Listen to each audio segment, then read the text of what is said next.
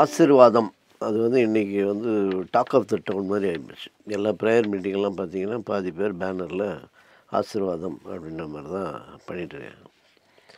So இது வந்து பிளெஸ்ஸிங்குன்னு வரும்போது நம்ம என்ன சொல்லுவோம், பெரியவங்ககிட்ட ஆசீர்வாதிங்க வாங்கிக்க, வீட்டுக்கு மூத்தவர் தாத்தா கிட்ட வாங்கிக்க அப்படின்னு சொல்லணும். இன்னொன்று வந்து இல்லை இல்லை ஆசீர்வாதம் வந்து கடவுள் தான் நமக்கு கொடுக்குறாரு அப்படின்னு சொல்லணும். அப்போ இதில் உள்ள விளக்கம் உங்ககிட்ட இருந்து நாங்கள் என்ன எதிர்பார்க்குறோம்னா, ஆசீர்வாதம் என்பது அளிப்பதா பெறுவதா நம்ம கொடுக்குறதா, இன்னொன்று வந்து இது இறையியல் சம்மந்தப்பட்டதா வாழ்வியல் சம்மந்தப்பட்டது. ஆசீர்வாதம் சில இடங்களில் ஹோல்சேலில் கொடுக்குறாங்க, சில இடங்களில் ரீட்டெயிலில் கொடுக்குறாங்க. அதெல்லாம் நீங்களே ஆரம்பத்தில் அப்படி கோடிட்டு சொன்னீங்க. நான் ஆசீர்வாதமாக இருப்பது அப்படிங்கிறது எனக்கான உலகியல் வாழ்வியல் பிளெஸ்ஸிங்கோடு நான் இருக்கிறதுங்கிறது ஒன்று. நான் அடுத்தவருக்கு ஆசீர்வாதமாக இருப்பதுன்னு ஒன்று இருக்குது இல்லையா? அதில் தான் இந்த பெரியவங்கள்லாம் வராங்க. இப்போ நம்ம வீட்டில் ஒரு அம்மாச்சி இருக்கிறது நமக்கு ஒரு ஆசீர்வாதம், ஒரு தாத்தா இருக்கிறது நமக்கு ஒரு ஆசீர்வாதம். ஆசீர்வாதம்னா அவங்களால் நமக்கு கிடைக்கிற ஆசீர்வாதம். இப்போ நான் வந்து அடுத்தவனுக்கு ஆசீர்வாதமாக இருப்பது அப்படிங்கிற ஒரு ஆங்கிள் இருக்குது. இன்னொரு மிக முக்கியமான விஷயம், நாம் ஆசீர்வாதத்துக்கு வச்சுருக்கிற லிஸ்ட்டுங்கிறது வேறு. கல்யாணம் பண்ணணும், வீடு கட்டணும், ப்ரமோஷன் கிடைக்கணும், சொத்து வாங்கணும், நிலம் வாங்கணும், இந்த உலகியல் விஷயங்கள்லாம் ஆசீர்வாதம்னு நினைக்கிறோம். ஆனால் உண்மையிலே அதெல்லாம் ஆசீர்வாதம் இல்லை. எது ஆசீர்வாதம்? இப்போ நான் ஒரு பட்டியல் சொல்லவா? சொன்னால் நீங்கள் ஒத்துக்கிறீங்களா இல்லையான்னு தெரில. அதுதான் உண்மையான ஆசீர்வாதம். இன்றைக்கி ராத்திரி படுத்தோடனே நல்லா தூக்கம் வருதா? அது ஒரு ஆசீர்வாதம். 3 வேளை நல்லா பசிக்குதா? அது ஒரு ஆசீர்வாதம். என்ன சாப்பிட்டாலும் செரிக்குதா? அது ஒரு ஆசீர்வாதம். நல்ல வேலை, நல்ல குடும்பம், நல்ல பிள்ளைகள், நல்ல உறவுகள் வாய்த்திருக்குதா? இதெல்லாம் ஒரு ஆசீர்வாதம். ஆனால் இன்றைக்கு இந்த உலகத்தில் இருக்கிற சிக்கலுக்கெல்லாம் மேலேருந்து எங்கேயோ ஆசீர்வாதம் வரும் அப்படிங்கிற மாதிரி ஒரு டீச்சிங் சொல்லப்பட்டு, இன்னார் மூலமாக தான் அந்த ஆசீர்வாதம் நமக்கு வந்து எக்ஸ்சேஞ்ச் பண்ணப்படும் அப்படிங்கிற மாதிரிலாம் சொல்லப்பட்டிருக்குது. ஆசீர்வாதம்ங்கிறது கடவுள் அளிப்பது தான். அது எப்படின்னா, உலகம் சார்ந்த விஷயங்களை நான் முயன்று பெற்றுக்கொள்ளக்கூடிய எல்லா ஆற்றிலும் எனக்கு கொடுக்குறாரு, அதான் ஆசீர்வாதம். இப்போ உலகத்தில் நான் சம்பாதிக்கிற வீடு, நான் சம்பாதிக்கிற பணம், நான் சம்பாதிக்கிற நற்பெயர், இவைகளை பெறுவதற்கு கடவுள் எனக்கு ஒரு பவர் கொடுக்குறாரு. அந்த பவருக்கு பேர் தான் ஆசீர்வாதம்.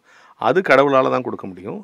அவற்றை பெற்றுக்கொண்ட நான் அடுத்தவருக்கு ஆசீர்வாதமாக இருக்கணும். அதான் முக்கியம். அங்கே ஆசீர்வாதம் தருவதா பெறுவதா அளிப்பதான்னு சொன்னீங்களே, பெறுவது தான். ஆனால் ஆசீர்வாதத்தை பெற்றவன் அநேகருக்கு ஆசீர்வாதமானவனாக நான் மாற வேண்டும். கடவுள் உனக்கு ஒரு சின்ன தாளந்து கொடுத்துருக்காருன்னா, அந்த தாளந்து இந்த உலகத்தை அவருடைய நாம மகிமைக்கென்று நான் பயன்படுத்துகிறது இல்லையா?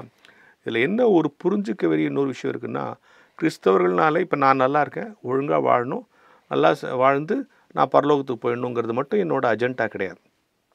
கிறிஸ்தவர்கள் எல்லோரும் பரலோகத்திற்கு தயாராகுங்கள், பரலோகத்துக்கு ப்ரிப்பேர் ஆகுங்கன்னு சொல்கிற டீச்சிங்கை விட, கிறிஸ்தவர்கள் எல்லாரும் சீஷர்களாக இடுக்க அடைக்கப்பட்டவர்கள்.